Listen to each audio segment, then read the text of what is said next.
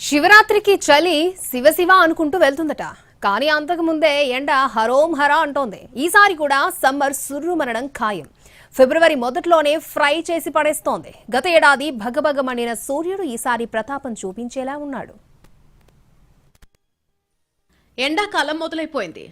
Hunter పట్టుకుని తరిమినట్టు చలి sudden గా మాయమైపోయింది. ముఖ్యంగా తెలుగు రాష్ట్రాల్లో ఎండలు టారెత్తిపోతున్నాయి. ఫిబ్రవరి మొదటి వారంలో సగటు ఉష్ణోగ్రతలు పెరుగుతున్నాయి. రాయలసీమలో సూర్యుడు సుర్రుమనిపిస్తున్నాడు. నిన్న కర్నూలు జిల్లాలో 37 డిగ్రీలు నమోదైంది.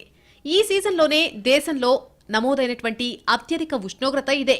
దక్షిణార్ధగోళం నుంచి ఉత్తరార్ధగోళం వైపు సూర్యుడు వెళ్లే సమయంలో ఆ ప్రాంతంలోకొచ్చే రాయలసీమ, కర్ణాటక, తమిళనాడులో ఎండలు పెరుగుతాయి.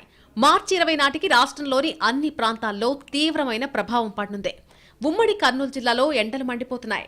జనవరి ఆఖరులోనే కర్నూలు, ఆదోన్లో 35 డిగ్రీల ఉష్ణోగ్రత నమోదైంది. ఇది రాష్ట్రంలోనే అత్యధిక ఉష్ణోగ్రత. 2 వారాల్లో ఉమ్మడి కర్నూలు జిల్లాలో 39 డిగ్రీల వరకు ఉష్ణోగ్రత నమోదయ్యే అవకాశం ఉందని వాతావరణ నిపుణులు చెబుతున్నారు.